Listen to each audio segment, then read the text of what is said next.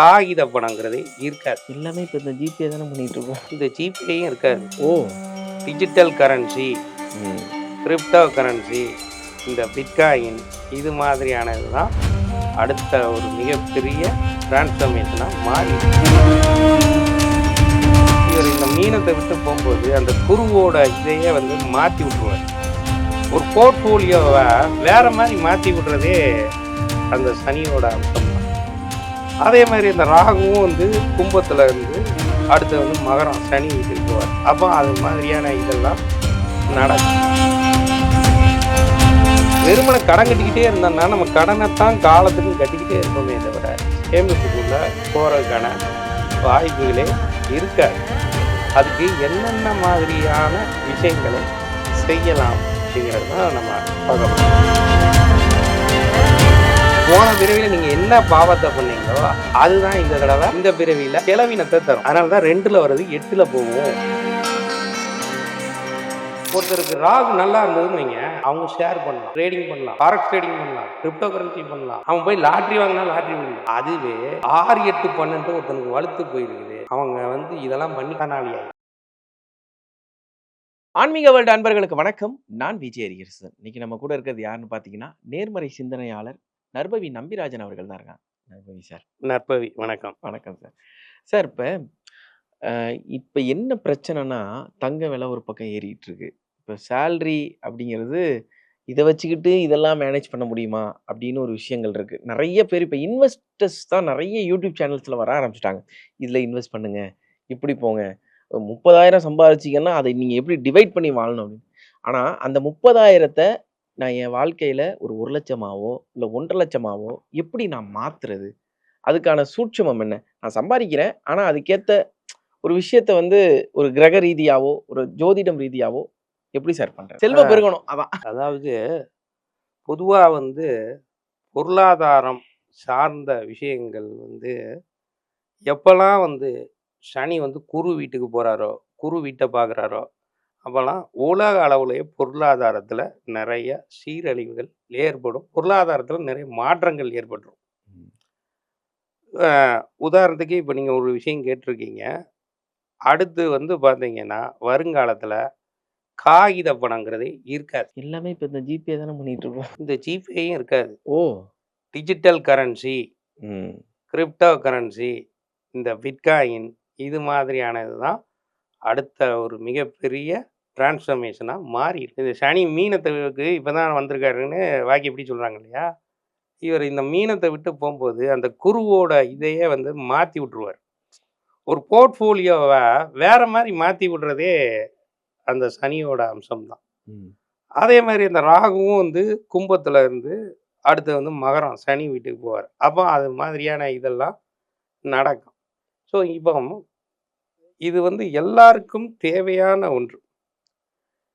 மாச சம்பளம் வாங்குறவங்களுக்கு என்ன அப்படின்னா இருக்கிறதே அவங்க தான் ரொம்ப சிரமப்படுவாங்க. நீங்கள் நல்லா பாருங்கள், ஒரு முதலாளியாக இருக்கிறாங்க, ஒரு தொழில் செய்யக்கூடியவராக இருக்கிறாங்க அப்படின்னா அவங்களுக்கு நல்ல நேரமாக இருக்கும்போது அந்த தொழிலில் ஓஹோன்னு இருப்பாங்க. சரியா?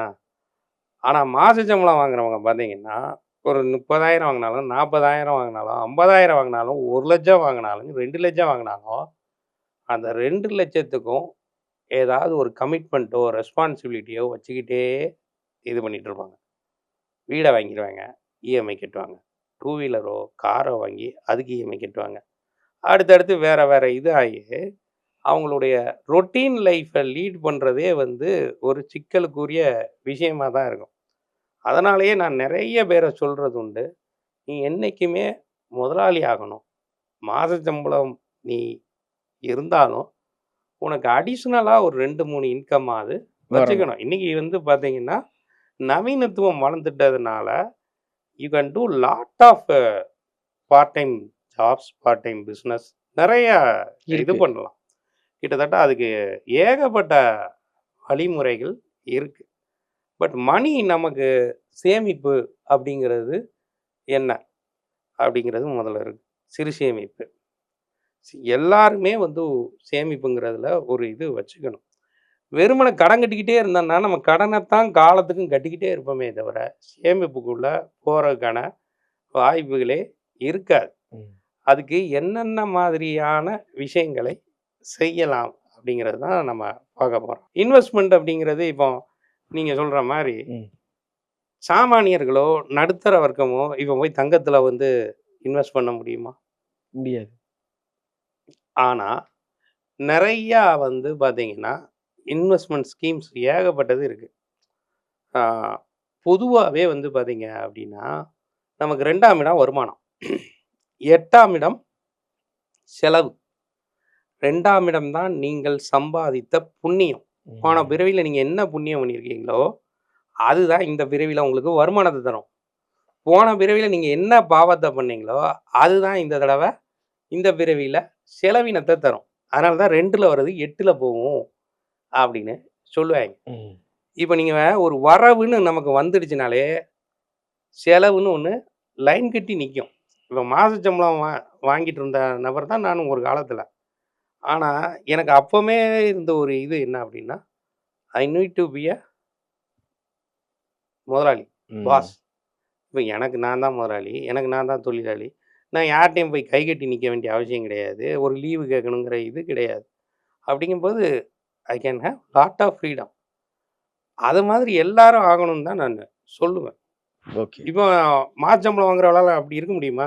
முடியாது. லீவ் போட்டு 10 நாள், 20 நாள்னு எங்கேயாவது கோயில் குளத்துக்கு போ முடியுமா? இல்ல லண்டனுக்கோ, பாரிஸுக்கோ, இல்ல இங்க இருக்கிற ஊட்டிக்கு எங்கேயும் கூட போ முடியாது. எங்கேயும் பயணம் பண்ண முடியாது. லீவு கேட்குன்னா எக்ஸ்ட்ரா வேலை போடுவாங்க. அந்த மாரிலாம் இருக்கு. அப்போ நீங்க சேமிப்ப வந்து விதவிதமாக இன்னைக்கு ஏகப்பட்டது மியூச்சுவல் ஃபண்ட்ஸ் இருக்கு, இன்சூரன்ஸ் இருக்கு, ஆ நெறையா ஷேர் இருக்கு. இப்படியான இதெல்லாம் இருக்கு. ஸோ உங்க ஜாதக அமைப்புப்படி நீங்க எதுல இன்வெஸ்ட்மென்ட் பண்ணணும்னு இருக்கு. ம். ஒருத்தருக்கு ராகு நல்லா இருந்ததுன்னு வைங்க, அவங்க ஷேர் பண்ணலாம், ட்ரேடிங் பண்ணலாம், ஃபாரெக்ஸ் ட்ரேடிங் பண்ணலாம், கிரிப்டோ கரன்சி பண்ணலாம். அவன் போய் லாட்டரி வாங்குனா லாட்டரி விழுந்துரும். அதுவே 6, 8, 12 ஒருத்தனுக்கு வலுத்து போயிருக்குது. அவங்க வந்து இதெல்லாம் பண்ணி கடனாளி ஆயிரும். நெறைய பேர் பாருங்க, பேராசையினால ஏகப்பட்ட பணத்த இழந்து, நெறைய கடன் கட்டி, வட்டி கட்டிக்கூட நபர்களாக மாறதுக்கு காரணம் என்ன? ம். அந்த இடத்துலயும் அந்த ராகு, இந்த மாதிரியான கிரகங்கள்லாம் இருக்கு. வேலை செய்யும். நீங்க பணத்த சேமிக்கணும் அப்டின்னா, அந்த ஒரு ஃபார்முலாவ மட்டும் சொல்லிக் குடுத்துருங்க. மைண்ட் செட் இருக்கணும். ம். பணக்கார மைண்ட் செட்ன்னு ஒண்ணு இருக்கு. பிச்சைக்கார மைண்ட் செட்ன்னு ஒண்ணு இருக்கு. நடுத்தர வர்க்கத்துக்குன்னு ஒரு மைண்ட் செட் உண்டு. சரியா? நீங்க ஒரு கடையில போயி ட்ரெஸ் எடுக்குறீங்கன்னா, முதல்ல என்ன பார்ப்போம் நம்மலாம் நார்மலா?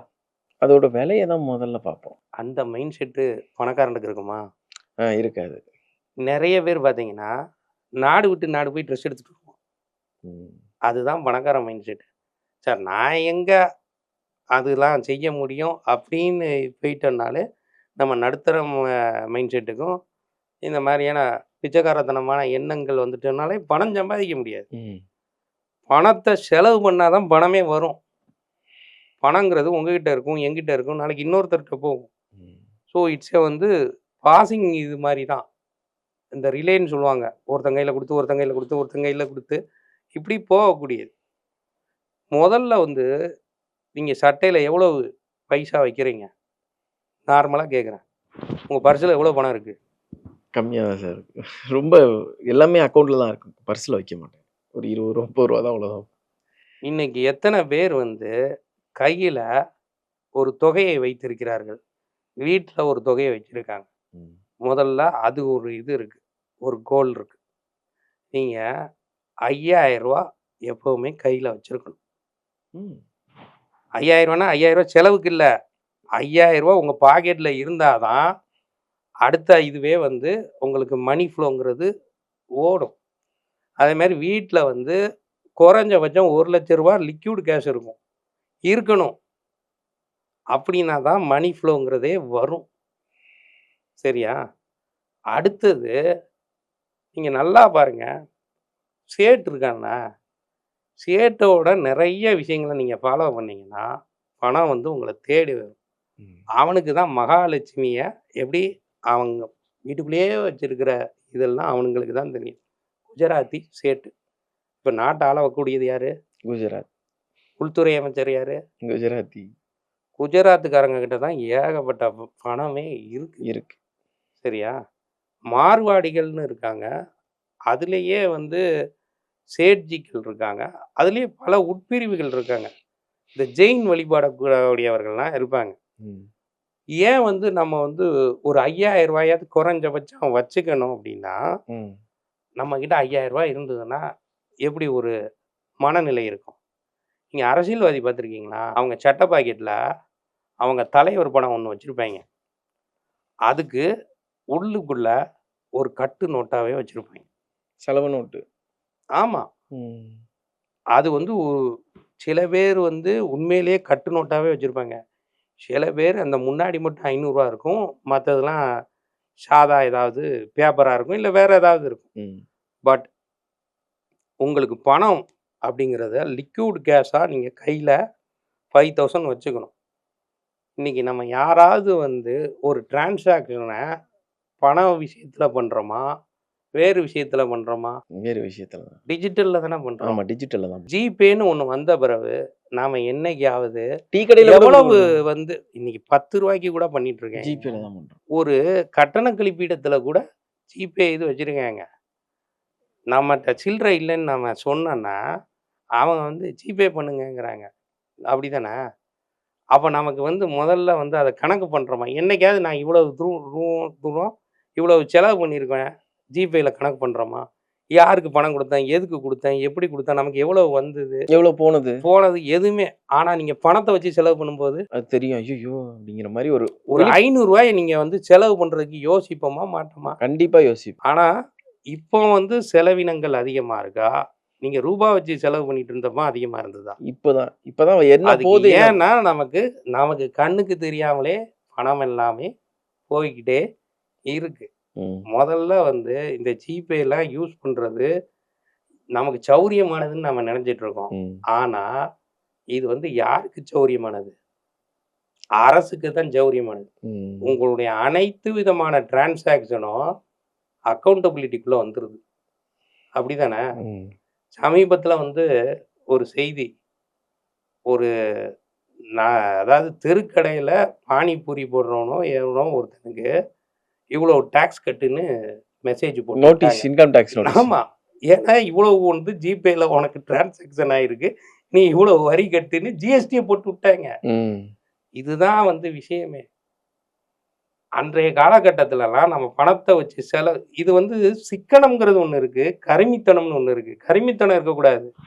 சிக்கனம் இருக்கணும். ம். சிக்கனம் மீட்டை காக்கும், சேமிப்பு நாட்டை காக்கும்னு சொல்லியிருக்காங்க. ம். அப்ப நீங்க ரூ. 5000 வச்சு திரும்ப நீங்க அந்த இதுக்கு போங்க. ம். நீங்க ஜிபேங்கிறத நீங்க பண்ண இன்னைக்கு ஜிபேக்கு லிமிட்டேஷன் இருக்கு.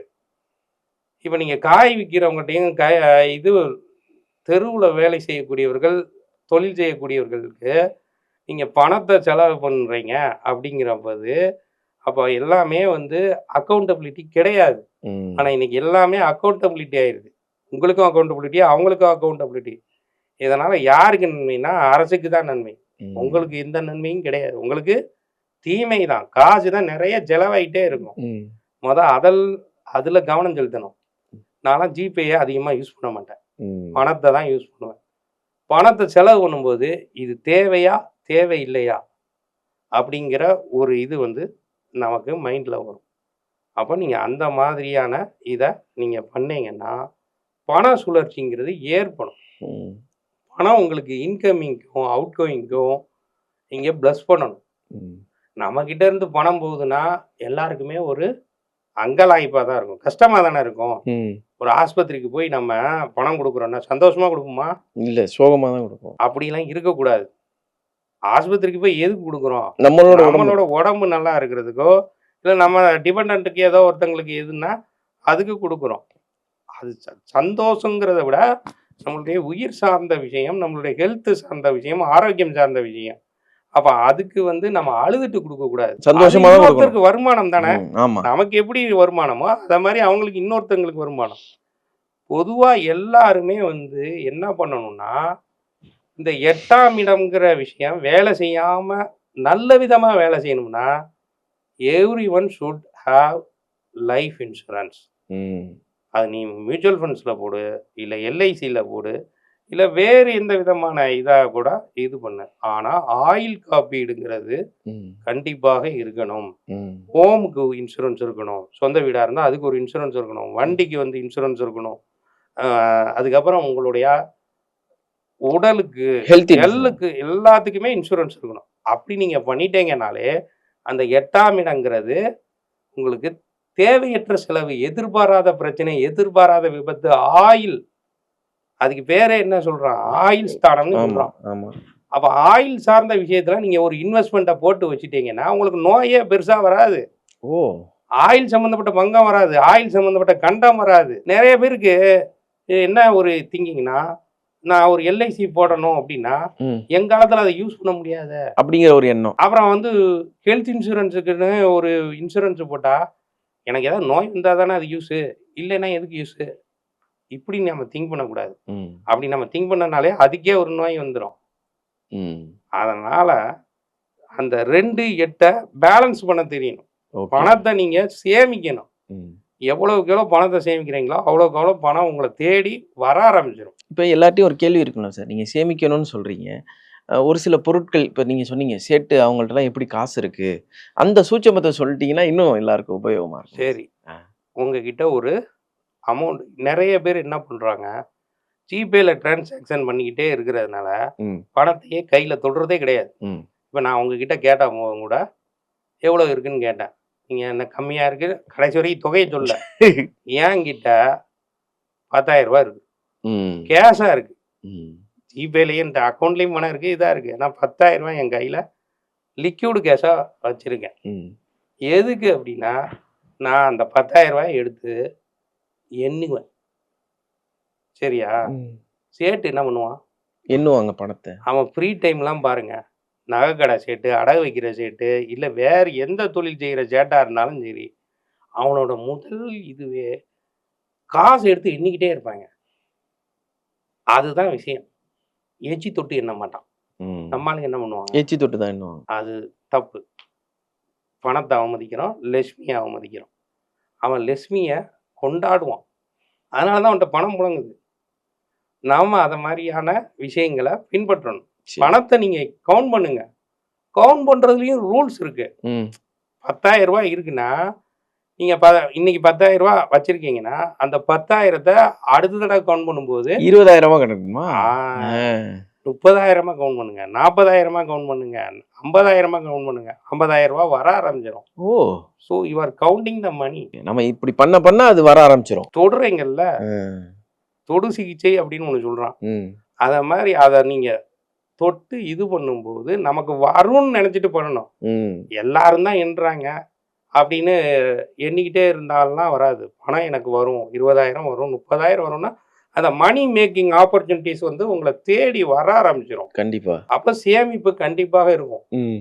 நான்லாம் என்ன செய்வேன்னா, தினசரி என் அக்கவுண்ட்ல நேரா போயி பேங்க்ல முடிஞ்ச அளவுக்கு பணத்த போடுவேன். அல்லது என்னுடைய ஜிபே அக்கவுண்ட்ல இருந்து இன்னொரு ஜிபே அக்கவுண்ட்டுக்கு பணத்த அனுப்பு. பணத்த வந்து டிரான்சாக்ஷன் பண்ணுவேன். அதே மாரி ராகு காலம், குளிகை நேரம், ம். அந்த மாதிரியான நேரத்துல அந்த நம்ம லக்னத்துக்கு 11ஆம் பாவம்னு ஒண்ணு இருக்கும். ம். அதுதான் லாபஸ்தானம். ம். 2ஆம் பாவம் உங்களுக்கு வருமானம். 8ஆம் பாவம் உங்களுக்கு செலவு. தேவையில்லாத செலவு. செலவு. 12ஆம் பாவம் விரயஸ்தானம். ம். அப்போ 11ஆம் பாவம் உங்களுக்கு வேலை செய்யணும்னா, 11க்குரிய கிரகத்தோட ஓரையில நீங்க அந்த உண்டியல்ல காசு போடுறீங்க. இல்ல ஒரு டிரான்சாக்ஷன போடுறீங்க. ஒருத்தர் உங்களுக்கு பணம் தரணும்னா, குளிகை நேரத்துல போட சொல்லுங்க. ம். ராகு காலத்துல போட சொல்லுங்க. இங்க உங்களுடைய லாபஸ்தானத்துக்கான 11ஆம் பாவத்துக்குரிய கிரகம் என்னன்னு பார்த்தா, அந்த ஓரையில போட சொல்லுங்க. ம். உங்களுக்கு பணம் வந்துரும். ஓகே. ரிப்பீட்டடா நடக்கிறது தான் குளிகை நேரம். ம். அதனால அதனால தான் கல்யாணத்த அதுல வைக்க மாட்டாய்ங்க. சாவு வீட்ல குளிக்கிற பணத்த இடத்துல எடுக்க தூக்க மாட்டாங்க. மாட்டாங்க. ஆமா. ரிப்பீட்டடா தங்கம் வாங்குங்க அந்த நேரத்துல போயி. வரும். கண்டிப்பா நீ திரும்ப திரும்ப வாங்குவீங்க. சரி. ஒரு நகை வாங்குறது, ஒரு ஜவுளி எடுக்கிறது, அந்த மாரி வீடு கிரயம் பண்றது, பத்திரப்பதிவு பண்றது, ஒரு இடம் நீங்க பண்ணா போதுமா? கண்டிப்பா கிடையாது. பல இடம் வச்சுக்கணும்ல. கண்டிப்பா. அப்ப அத மாரியான இதெல்லாம் அந்த நேரத்துல பண்ணணும். மொத்தத்துல இன்னைக்கு ஒரு புது ஐடியாவ சொல்லியிருக்கீங்க. என்னென்ன விஷயங்கள் பணம் சேமிக்கிறதுக்கு பண்ணணும், பண்ணக்கூடாது அப்படின்னு. இது பலருக்கும் உபயோகமான ஒரு வீடியோவா இருக்கும்னு நான் நம்புறேன். உங்களோட நேரத்திற்கும், உங்களோட வார்த்தைகளுக்கும் நன்றி சார். நன்றி.